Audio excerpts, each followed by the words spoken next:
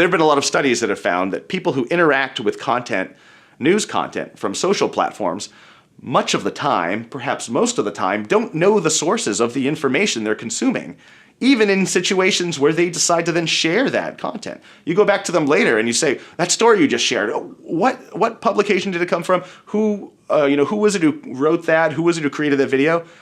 They don't know. They just don't realize it.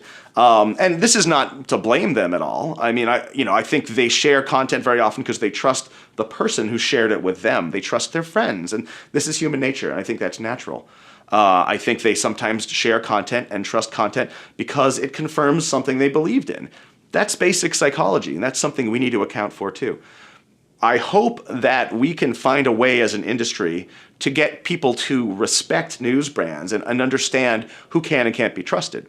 And that doesn't always mean big old legacy news organizations. It doesn't always mean a place like AP that's been around for more than 170 years. There are a lot of new and small news operations, many of them operating entirely in a digital space, that are doing really strong journalistic work, and they should be trusted too. But I think people need to go into this process with more skepticism. How we get users there, how we get readers, viewers there, I don't know. That's an open question, because I don't think we can just leave it all on them to just pick themselves up by their bootstraps and say, like, I'm gonna be a better news consumer. I would love it for people to be better news consumers, but we have to be better news deliverers to help lead them to the truth.